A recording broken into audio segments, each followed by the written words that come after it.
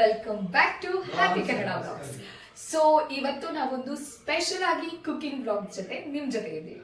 So ಇವತ್ತು ನಾನು simple ಆಗಿ ಮನೇಲೆ ಯಾವ ತರ ಟೇಸ್ಟಿಯಾಗಿ ಒಂದು ಗೋಬಿ ಮಂಚೂರಿನ ಸ್ಟ್ರೀಟ್ ಸ್ಟೈಲ್ ಅಲ್ಲಿ ಮಾಡೋದು ಅಂತ ಸಿಂಪಲ್ ಆಗಿ ಹೇಳ್ಕೊಡ್ತೀನಿ, ಸ್ಟೆಪ್ ಬೈ ಸ್ಟೆಪ್.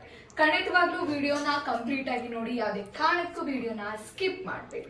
ಸೊ ಹಾಗಾದ್ರೆ ಹೇಗ್ ಮಾಡೋದು ಅಂತ ಹೇಳಿ ನೋಡೋಣ, ಬನ್ನಿ. ಸೊ ಸ್ನೇಹಿತರೆ, ಮೊದಲಿಗೆ ನಾನು ಸಣ್ಣದಾಗಿ ಚಾಪ್ ಮಾಡಿ ಎತ್ತಿಟ್ಕೊಂಡಿದ್ದಂತಹ ಎಲೆಕೋಸನ್ನ ಫಸ್ಟ್ ಒಂದು ಬೌಲಲ್ಲಿ ಅಂದ್ರೆ ಕಲಸುವಂತ ಒಂದು ಪಾತ್ರೆಯಲ್ಲಿ ಹಾಕೋತಿದ್ದೀನಿ. ಅದನ್ನ ನಾನು ಮೊದಲಿಗೆನೆ ಅದನ್ನ ಉಪ್ಪು ಮತ್ತೆ ನೀರನ್ನ ಹಾಕಿ ಚೆನ್ನಾಗಿ ತೊಳೆದಿಟ್ಕೊಂಡಿದ್ದೀನಿ. ಜಾಸ್ತಿ ಉಪ್ಪಾಕಿ ತೊಳಿಬೇಕು, ಯಾಕಂದ್ರೆ ಬಹಳಷ್ಟು ಔಷಧಿನ ಹಾಕಿರ್ತಾರೆ. ಅದಾದ್ಮೇಲೆ ಒಂದ್ 2 ಚಮಚ ಅಂದ್ರೆ ಸಣ್ಣ ಹಾಫ್ ಟೇಬಲ್ ಸ್ಪೂನ್ ಆಗೋಷ್ಟು, 1 ಸ್ಪೂನಲ್ಲಿ ಹಾಫ್ ಟೇಬಲ್ ಸ್ಪೂನ್ ಆಗೋಷ್ಟು 2 ಚಮಚ ಉಪ್ಪು ಹಾಕೊಂಡಿದ್ದೀನಿ. ಅದಾದ್ಮೇಲೆ ಇದು ಬಂದು ಮೈದಾ ಹಿಟ್ಟು, ಫಸ್ಟ್ ಮೈದಾ ಹಿಟ್ಟನ್ನ ಹಾಕೋತಿದ್ದೀನಿ.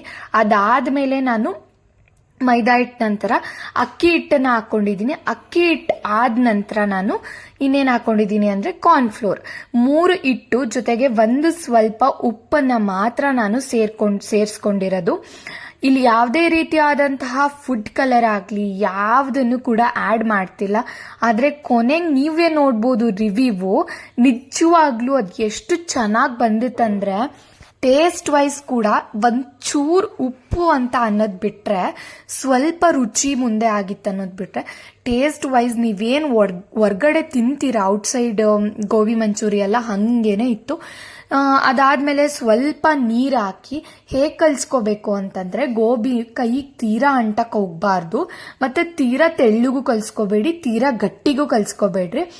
ಗಟ್ಟಿ ಕೆಲ್ಸ್ಕೊಂಡ್ರೆ ಸ್ವಲ್ಪ ಗರಿ ಗರಿ ಕನ್ಸಿಸ್ಟೆನ್ಸಿ ಬರುತ್ತೆ, ತುಂಬಾ ಗಟ್ಟಿಗಲ್ಲ, ಮೀಡಿಯಂ ಆಗಿರ್ಬೇಕು. ನಾನು ಎಣ್ಣೆ ಒಳಗೆ ಬಿಟ್ಟಾಗ ನಿಮಗೆ ಗೊತ್ತಾಗುತ್ತೆ ಕನ್ಸಿಸ್ಟೆನ್ಸಿ ಹೇಗಿತ್ತು ಅಂತ. ಒಂದೇ ಸತಿ ನೀರ್ ಹಾಕಿ ಸಡನ್ ಕಲ್ಸ್ಕೊಳಕ್ ಹೋಗ್ಬೇಡಿ. ಸ್ವಲ್ಪ ಸ್ವಲ್ಪ ಕಲ್ಸುವಾಗ ನೀರ್ ಹಾಕಿ ಕಲ್ಸ್ಕೊಳ್ಳೋದ್ರಿಂದ ಒಂದ್ ಒಳ್ಳೆ ಕನ್ಸಿಸ್ಟೆನ್ಸಿ ಹೇಗಿರುತ್ತೆ ಅಂತ ಗೊತ್ತಾಗತ್ತೆ. ಸೊ ತೀರಾನು ಜಾಸ್ತಿ ನೀರ್ ಹಾಕಿ ಕಲ್ಸ್ಕೋಬೇಡಿ ಅಂತ ನಾನು ಹೇಳೋದು. ಅದಾದ್ಮೇಲೆ ಏನ್ ಮಾಡ್ಬೇಕು ಅಂತಂದ್ರೆ, ಒಂದು ಹೇಗೆ ಅಂತಂದ್ರೆ ಒಂದು ಬೌಲಲ್ಲಿ ನೀರ್ ಇಟ್ಕೊಳ್ಳಿ. ನೀವು ಕೈಯಲ್ಲಿ ಹತ್ಕೊಂಡು ನಿಧಾನಕ್ಕೆ ಎಣ್ಣೆ ಕಾದಿರುವಂತಹ ಎಣ್ಣೆಗೆ ಬಿಟ್ಟು ಏನ್ ಮಾಡ್ಬೇಕು ಅಂತಂದ್ರೆ, ಮತ್ತೆ ಕೈಗೇನಾದ್ರೂ ಅಂಟಂತ ಫೀಲ್ ಆಯ್ತು ಅಂತಂದ್ರೆ ಒಂದು ಬೌಲಲ್ಲಿ ನೀರ್ ಎತ್ತಿಟ್ಕೊಂಡಿದ್ರೆ ಅದನ್ನ ಚೆನ್ನಾಗಿ ಕೈ ತೊಳ್ಕೊಂಡು ಅದಾದ್ಮೇಲೆ ಕ್ಯಾಶುವಲ್ ಆಗಿ ನಾರ್ಮಲ್ ಆಗಿ ಬಿಡ್ತಾ ಹೋಗ್ಬೋದು, ಏನು ಫೀಲ್ ಆಗಲ್ಲ ಗೋಬಿ ಬಿಡುವಾಗ. ಅದಾದ ನಂತರ ನಾನು ಏನ್ ಮಾಡ್ತಿದ್ದೆ ಅಂದ್ರೆ, ಈರುಳ್ಳಿ ಮತ್ತೆ ಏನ್ ಬೇಕು ಅದಕ್ಕೆಲ್ಲದನ್ನು ಹೆಚ್ಚಿ ಮತ್ತೆ ಸೈಡಲ್ಲಿ ಎತ್ತಿಟ್ಕೊಂಡಿದ್ದೀನಿ. ಈರುಳ್ಳಿ ಚಾಪ್ ಮಾಡಿರೋದು, ಅದಾದ್ಮೇಲೆ ಶುಂಠಿ, ಬೆಳ್ಳುಳ್ಳಿ ಏನೇನ್ ಬೇಕು ಗೋಬಿ ಮಂಚೂರಿಗೆ ನಾರ್ಮಲ್ ಆಗಿ ಅದಷ್ಟನ್ನು ಕೂಡ ತೆಗ್ದು ಎತ್ತಿಟ್ಕೊಂಡಿದ್ದೀನಿ. ಅದಾದ್ಮೇಲೆ ಇನ್ನೊಂದು ರೌಂಡ್ ಫ್ರೈ ಮಾಡಿ, ಒಂದೇ ರೌಂಡಿಗೆ ಆಗಲ್ಲ, ಸೊ ನಾವು ಕಲ್ಸಿದ್ದು ಒಂದು 3 ರೌಂಡ್ ಆಯ್ತು. ಚೆನ್ನಾಗಾಗಿತ್ತು ಗೋಬಿ ಮಂಚೂರಿ. ಸೊ ಏನ್ ಮಾಡ್ಬೇಕಂದ್ರೆ ಗೋಲ್ಡನ್ ಬ್ರೌನ್ ಬರಬೇಕು, ತುಂಬಾ ಬ್ರೌನ್ ಆಗೋ ತನಕ ಕರಿಯಕ್ ಹೋಗ್ಬೇಡಿ. ಕ್ರಿಸ್ಪಿ ಟೇಸ್ಟ್ ಇರುತ್ತೆ, ಒಳಗಡೆ ಜ್ಯೂಸಿ ಸಖತ್ತಾಗಿರುತ್ತೆ. ನಿಜವಾಗ್ಲೂ ಸ್ಟ್ರೀಟಲ್ಲಿ ಏನ್ ತಿಂತೀರಾ ಅದೇ ಟೇಸ್ಟ್ ಕೊಡುತ್ತೆ. ಆದ್ರೆ ಹೆಲ್ದಿ ಆಗಿರುತ್ತೆ ಅನ್ನೋದು ಒಂದು ಆಪ್ಷನ್ ಇಂದ ಚೆನ್ನಾಗಿ ತಿನ್ಬಹುದು ಅನ್ನೋದು ಅಷ್ಟೇ, ಇನ್ನೇನಿಲ್ಲ. ಅದಾದ್ಮೇಲೆ ಇನ್ನೊಂದ್ ಕಡೆ ಸೈಡಲ್ಲಿ ಒಂದು ಸಪ್ರೇಟ್ ಬೌಲ್ ತಗೊಂಡು ಸೋಯಾ ಸಾಸ್ ಹಾಕೋತಿದ್ದೀನಿ. ಅದಾದ್ಮೇಲೆ ಗ್ರೀನ್ ಚಿಲ್ಲಿ ಸಾಸ್ನ ತಗೊಂಡಿದ್ದೀನಿ. ಇದೇ ಕಂಪ್ನಿ ತಗೊಂಡು ಆಡ್ ಮಾಡ್ಕೊಂಡು ಮಾಡ್ಬೇಕಂತ ಏನು ರೂಲ್ಸ್ ಇಲ್ಲ, ನೀವು ಬೇರೆ ಕಂಪ್ನಿದು ತಗೋಬಹುದು. ಅದಾದ್ಮೇಲೆ ಟೊಮ್ಯಾಟೊ ಕೆಚಪ್ ಅಥವಾ ಸಾಸ್ ಅಂತ ಏನ್ ಕರೀತೀರಾ ಅದನ್ನು ಕೂಡ ಬಳಸ್ಕೊಂಡಿದ್ದೀನಿ ನಾನು. ನೀವು ಟೊಮ್ಯಾಟೊ ಕೆಚಪ್ ಸ್ವೀಟ್ ಫೀಲ್ ಆಗತ್ತೆ ಅಂತಂದ್ರೆ ರೆಡ್ ಚಿಲ್ಲಿ ಸಾಸ್ನ ಕೂಡ ಆಡ್ ಮಾಡ್ಕೋಬಹುದು, ತುಂಬಾನೇ ಚೆನ್ನಾಗಾಗತ್ತೆ. ಇದನ್ನ ಒಂದು ಮಿಕ್ಸ್ ಮಾಡ್ಕೊಂಡು ಸೈಡಲ್ಲಿ ಎತ್ತಿಟ್ಕೊಳ್ಳಿ. ಇದಕ್ಕೆ ಬೇಕಾದ್ರೆ 1 ಚಮಚ ನೀರಲ್ಲಿ ಕಲಸಿದಂತ ಕಾರ್ನ್ಫ್ಲೋರ್ ಕೂಡ ಆಡ್ ಮಾಡ್ಕೋಬಹುದು. ಇದನ್ನ ಆಡ್ ಮಾಡ್ಕೊಳ್ಳೋದ್ರಿಂದ ಒಳ್ಳೆ ಕನ್ಸಿಸ್ಟೆನ್ಸಿ ಬರುತ್ತೆ. ನಾನು ಇಲ್ಲಿ ಸೈಡಲ್ಲಿ ಹೆಚ್ಚಿಟ್ಕೊಂಡಿದ್ದಂತಹ ಶುಂಠಿ, ಬೆಳ್ಳುಳ್ಳಿ, ಅದಾದ್ಮೇಲೆ ಈರುಳ್ಳಿ ಮತ್ತೆ ಕ್ಯಾಪ್ಸಿಕಮ್, ಒಂದು ಬಾಣ್ಲಿಲಿ ಎಣ್ಣೆ ತಗೊಂಡು ಶುಂಠಿ ಬೆಳ್ಳುಳ್ಳಿ ಪೇಸ್ಟ್ ತರ ಮಾಡಿ ಇದನ್ನ ಹಾಕಿ, ಈರುಳ್ಳಿನ ಹಾಕಿ ಮತ್ತೆ ಕ್ಯಾಪ್ಸಿಕಮ್ನ ಕೂಡ ಆಡ್ ಮಾಡ್ಕೊಂಡಿದ್ದೀನಿ. ಇದಷ್ಟನ್ನು ಹಾಕಿ ಒಂದು ಒಳ್ಳೆ ಫ್ರೈ ಕೊಡ್ಬೇಕು, ಚೆನ್ನಾಗಿ ಸ್ವಲ್ಪ ಆಗೋ ತನಕ ಬಾಡಿಸ್ಕೋಬೇಕು. ನಿಜವಾಗ್ಲೂ ಸ್ನೇಹಿತರೆ ಟೇಸ್ಟ್ ತುಂಬಾನೇ ಚೆನ್ನಾಗಿರುತ್ತೆ, ಯಾವುದೇ ಕಾಂಪ್ರಮೈಸ್ ಇರೋದಿಲ್ಲ. ಅದಾದ್ಮೇಲೆ ಮಿಕ್ಸ್ ಮಾಡಿ ಇಟ್ಕೊಂಡಿದ್ದಂತಹ ಸಾಸ್ನ ಆಡ್ ಮಾಡಿಕೊಂಡು ಇನ್ನೊಂದ್ಸತಿ ಒಂದು ಒಳ್ಳೆ ಮಿಕ್ಸ್ ಕೊಟ್ಬಿಟ್ಟು 1 ನಿಮಿಷ ಕುಚ್ಕೊಂಡು ನಿಮ್ಗೆ ಏನು ಚಾಟ್ ಮಸಾಲ, ಗರಂ ಮಸಾಲ ಏನ್ ಬೇಕೋ ಅದನ್ನ ಆಡ್ ಮಾಡ್ಕೋಬಹುದು. ಮಸಾಲಾಸ್ ಅದ್ರ ಮೇಲೆ ನಾನು ಯಾವ್ದನ್ನು ಕೂಡ ಆಡ್ ಮಾಡ್ಕೊಂಡಿಲ್ಲ, ಅದೇ ಟೇಸ್ಟ್ ಸಾಕು ಸಾಸ್ ಅಂತ ಹೇಳ್ಬಿಟ್ಟು. ಕಲರು ಕೂಡ ಹಂಗೆ ಬರುತ್ತೆ, ಯಾವುದೇ ಕಾಂಪ್ರಮೈಸ್ ಕೂಡ ಆಗುವಂತ ಚಾನ್ಸಸ್ ಇರಲ್ಲ. ಟೇಸ್ಟ್ ಕೂಡ ಚೆನ್ನಾಗಿತ್ತು ಅಂತಾನೆ ಹೇಳ್ಬೋದು.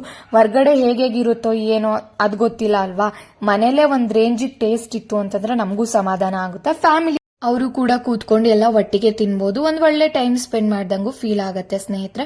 ಸೊ ನಿಜವಾಗ್ಲೂ ಚೆನ್ನಾಗಿರುತ್ತೆ. ನಿಜ ಇಷ್ಟೆಲ್ಲ ಎಫರ್ಟ್ ಹಾಕಿ ವಿಡಿಯೋ ಮಾಡ್ತಿದ್ದೀವಲ್ವಾ, ಸೊ ನಿಮ್ಗೇನಾದರೂ ವಿಡಿಯೋ ನಿಜ ಇಷ್ಟ ಆದರೆ ಒಂದು ಸಬ್ಸ್ಕ್ರೈಬ್ ಮಾಡ್ಕೋಬೋದಲ್ವಾ, ಹಾಗೆ ಶೇರ್ ಕೂಡ ಮಾಡ್ಬೋದು, ಲೈಕ್ ಕೂಡ ಮಾಡ್ಬೋದಲ್ವಾ.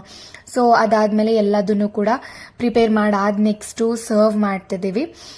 ಸರ್ವಿಂಗ್ ನಡೀತಿತ್ತು, ನೋಡ್ತಿರ್ಬೋದು. ಎಲ್ಲದನ್ನು ಕೂಡ ಬೌಲಲ್ಲಿ ಹಾಕ್ತಾ ಏನಂದ್ರೆ ನಿಜವಾಗ್ಲೂ ಈರುಳ್ಳಿ ಇಲ್ದೇ ಇರೋ ಗೋಬಿ ಮಂಚೂರಿ ಏನು ಟೇಸ್ಟೇ ಇಲ್ಲ ಅಂತ ಫೀಲ್ ಆಗುತ್ತೆ.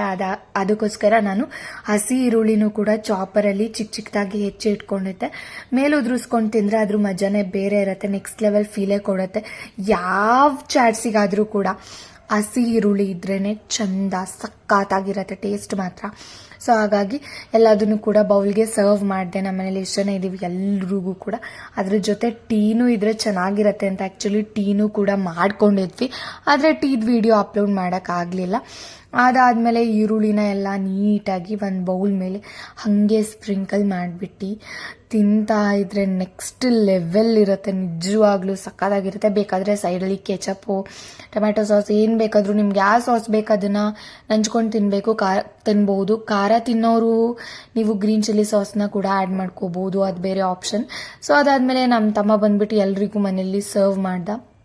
ನಮ್ಮ ಅಪ್ಪಂಗೆ, ನಮ್ಮ ಅಕ್ಕಂಗೆ, ನಮ್ಮ ಭಾವ, ನಮ್ಮಮ್ಮ ಎಲ್ಲ ತಿಂದು ಸಕ್ಕತ್ತಾಗಿತ್ತು ಅಂತ ಹೇಳಿದ್ರು.